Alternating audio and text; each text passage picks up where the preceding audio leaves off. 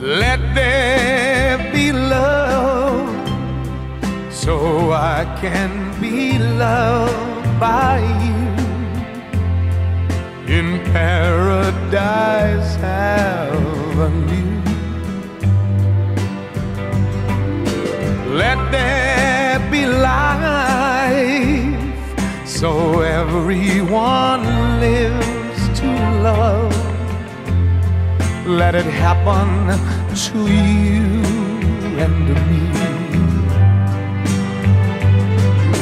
I am a man, so take me for what I am. I'll never have everything, so let there be love. Let there be love. Let there be love.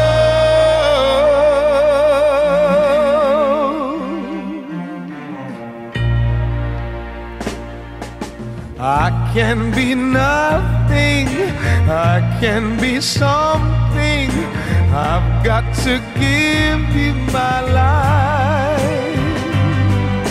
I'm tired of living without your giving. I've got to get you for my wife.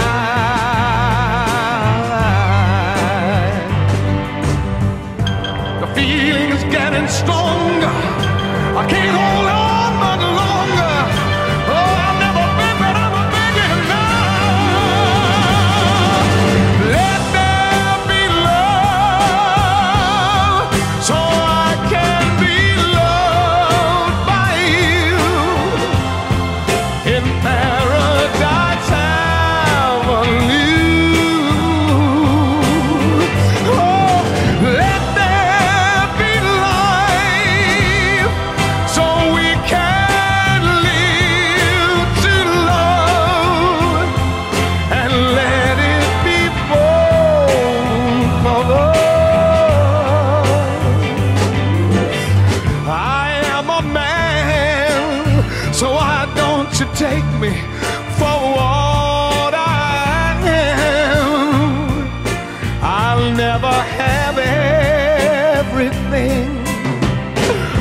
so let there be love.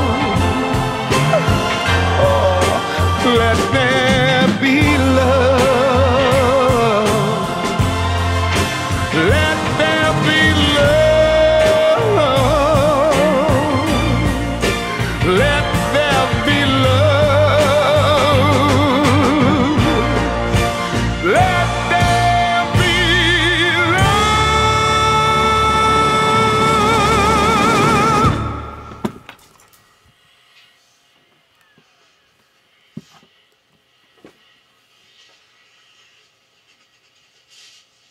It feels good to be back. So Living After Midnight is back. It has been a very long time since I've done a Living After Midnight. So let's start this. It feels good. No, it really does. I've had a lot of stuff that needed to be worked on, and I finally got that out of the way. So I'm happy to let everybody know that Living After Midnight will be on its current schedule. You know, Thursdays, midnight, doing all the midnight screenings of stuff that's coming out. Red Hot Reviews will also have a consistent run again. A lot of stuff planned coming up, hopefully with these projects that I got out of the way. You know, these other video projects that I have are coming about. Night Radio is another thing that just started getting its wheels in motion again. So be sure to go here. Alright? And check out every Saturdays is what I'm trying to do. And, you know, I always talk about movie-related stuff on there that usually doesn't make it onto the Living After Midnight or Red Hot Reviews. So be sure to subscribe to me on there, too, if you like the videos I do here. So I went to go see Drive. And let me tell you, that is probably going to be a movie that everyone's going to overlook right now. No, it is great. That movie No, great's not even a word for it. It's amazing. Normally, I would just jump up and down like an idiot and go, "Oh my god," and I want to, I really do, but this isn't that type of a film that needs that kind of attention. In other words, this fucking movie is pretentious sleaze. I'm not even kidding you when I say that. Like, it's almost like, well, how the hell does that work? How the hell do you make pretentious fucking sleaze? And I couldn't explain, I could explain it to you, but let me just say this. What would you rather have me do? Explain to you how pretentious sleaze works, or just shovel down your throat, go see Drive? Because this movie is a movie that everyone should watch if you're into what I'm into. Taxi Driver, Bellflower, The Exterminator. If you like vengeance-like flicks, and this isn't at all a vengeance film. Though there is some vengeance gained in this film, it's not vengeance based. This is more of a. Well, let me talk about the movie. How about do that? I won't. There might be some spoilers, but it's not going to be too spoiler heavy. It's because a lot of most of the story is spoiler heavy. And I know that sounds kind of dumb. Isn't that just about any movie when you talk about it? Aren't you spoiling it by talking about it? Yes and no, because there's some things you can be vague about, and you still get the idea, the gist of this movie. This movie's pretty spoiler all around. It's hard to talk about what this movie is exactly about, because even broadening it, just giving it a broad story, is a spoiler. So I'm going to do my best not to ruin it for anybody. So Ryan Gosling is obviously the star of this movie. He's a stuntman by day and mechanic also when he's not being a stuntman.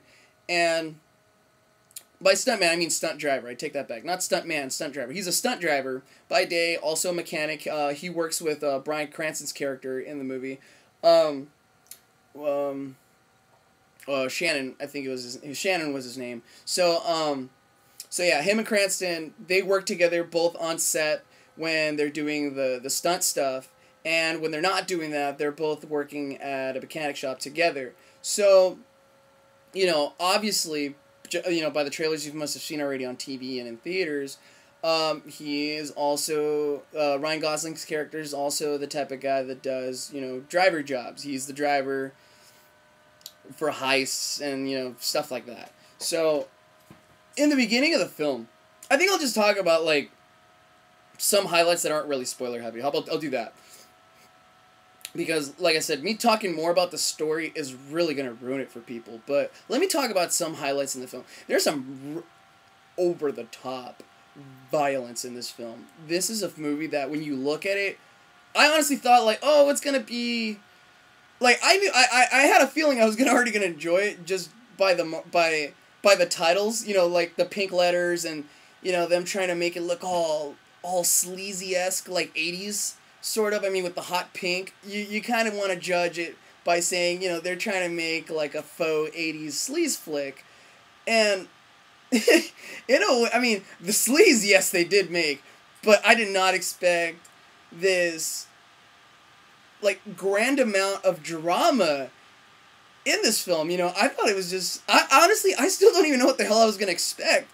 Just judging by the posters that I've seen, I was like, I know this is going to be good, but I couldn't even tell you how it was going to be good. So, yeah, there's a lot. And there's a lot of fucked up moments in there that make you cringe. I'll give you one. I'll give you one moment that really had me cringe. It's a scene. I'm not going to say who gets what, but it's a scene when someone gets stabbed in the neck while someone else gets stabbed in the stomach simultaneously. So one person stabs someone in the stomach and someone else stabs someone in the neck. When I saw that, I was just like, good fucking lord, this movie is fucking amazing. I want to go see this again already. I really fucking do. But let me talk a little bit more about the story. So we know what Gosling does. We know what Bryan Cranston's character does. There's mobsters in it. I will say that. That's not really ruining anything. Ron Perlman plays a mobster. There's a couple other characters that play mobsters in there. Wonderful fucking scenes with the mobsters and stuff happening. You know, I'm not gonna say too much. I'm trying my hardest not to ruin this film for people, but there's just so much shit going on in there. But don't let the first, like, 20-30 minutes of the film fool you. I think what this movie, because there's some slow scenes in there, I guess I can talk about those. Like, there's just some scenes where Gosling and the female lead, they look into one another, and it's just like that for like a good minute and a half, and maybe it's just me because I'm a pretty anxious guy. I'm just like, do something already. It's not that you're boring me, but it's like, I know something's gonna happen. Judging by what I saw when I saw the first 5 minutes of this film, anytime after that, when I have to see a scene where it's just slow, borderline dead, or if not dead, I'm just like, do fucking something. You just showed me some awesome shit. You can't give me this tension buildup. And the tension loves to fucking build up in this fucking movie. It loves, like, the definition loves to exaggerate itself. Like, there's just some moments where you're just like, oh god, not only could you cut the tension with a fucking knife, you could cut the tension with a fucking eyelash. I mean, it's that buttery, it's that juicy when there's tension involved. When there's a halt involved, you're just like, ugh, like one of your sweat drops of anxiousness just breaks that shit because it's so delicate and juicy. This movie really was just, it was great. It was great. None of it felt over the top Hollywood to me. It didn't. It didn't in any way. It felt like a sleaze flick from like the 80s and 70s. Not so much the 70s, but a little bit of the 80s. But, you know, where the pretentiousness comes in, and I keep saying that, is because you look at The Exterminator, for example. There's nothing to be too dramatic about that film. I mean, you can be a snob and fucking say, well, yes, there's just some harsh scenes in there when the exterminator comes out and realizes, oh, my friend is gonna die and I need to pull the plug. You know, like that kind of shit. You know, I could blow it up like that, but in reality, it's fucking, it's what's-his-face's main character debating, you know what, his friend doesn't want to live anymore because he's beat the shit, so he's gonna fucking pull the plug on him, you know? He's gonna fucking pull the plug on him and let it be that. You know, that's blunt as Exterminator gets with shit, you know? You can build up, like, some pretentious moments in there, but you don't need to. It's pretty blunt and it's acceptable. In this movie, though, it is built the fuck up. But it's okay because this movie is fucking awesome. Honestly, this movie's likable. So, I mean, this movie can fucking have rape in it, and I have no problem watching rape on film. But, I mean, what I'm saying is, it flows well. Like, at first I was going to criticize it for, like, all those tense moments where nothing is happening and I'm just getting anxious. But I get it now. I get it because there are moments where it's like, it's tense, but the shit breaks on its own. And then you're just like, oh shit! Because you were so used to watching that tension build up, you know, an hour ago or like 45 minutes ago. It works very well in this film. Period. I don't know what else to say. This movie's great. I don't want to go on too long. I know normally, like, my runs are like 15, maybe 20 minutes to talk about these films, but if you don't believe me, go fucking see it. If you hated it, let me know why you hated it. Fucking, I will buy your ticket. I mean, that's just how good it is, because I'm looking for people now to go see this with again, because it is just that good. It was so amazing. It really was. I mean, I haven't been this blown away since, Planet of the Apes, since Bellflower. I thought I wasn't going to see a good movie like this in a very long time. But this movie delivers. Ron Perlman delivered. Gosling delivered. Cranston, barely in the film, fucking delivered. Every character delivered what they were supposed to fucking deliver. Nobody went too over the top. Unless the scene called for it. Like I said, the only time there's an over-top moment is when it's violent, or when there's a fucking one, I wish I could remember what Ron Perlman exactly said, but there's just a scene where, like, he looks at a classic car, and it's something I don't see Ron Perlman that often do, and that's just, like, act like a fucking moron, but that's because his character kind of calls for it, and you'll see why. This movie's just great. Honestly, could Drive possibly replace my love for Drive Angry? No, you didn't hear that. You did not hear that. No, honestly though, this movie is really good. I could keep blabbing on about this, but do yourself a favor. Go fucking see this.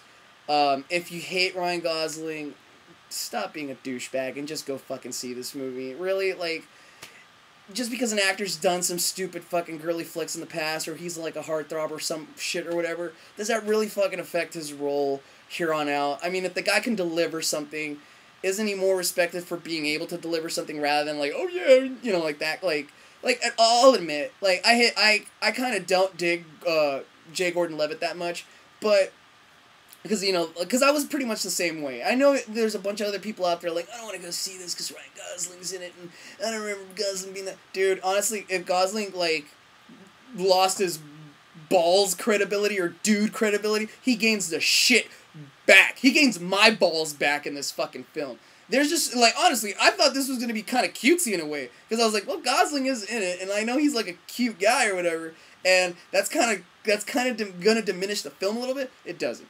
It really fucking doesn't. I think his subtlety, his whole fucking subtlety in this fucking film is great. That, like, when you, and here's the thing. Here's the thing about characters that don't fit that action type or that dark type.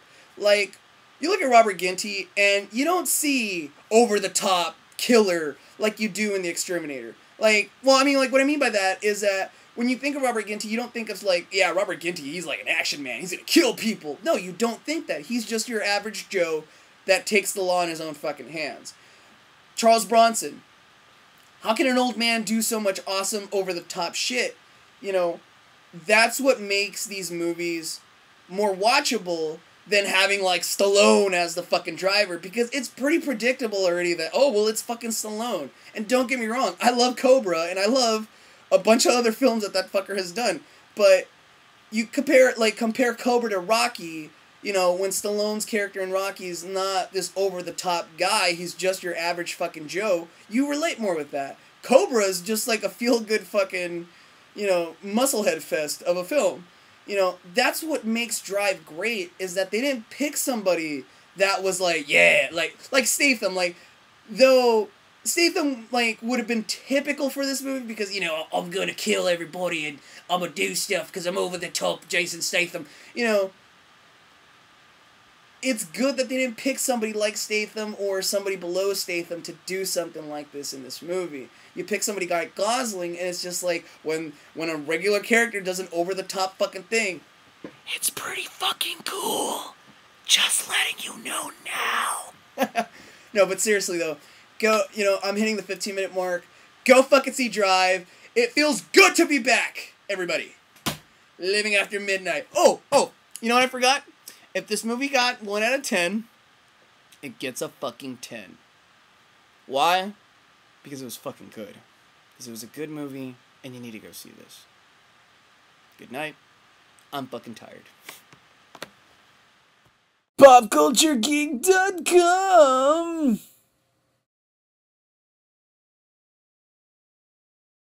Oh, come on. You seriously didn't think that was going to be the introduction from here on out. Give me my music!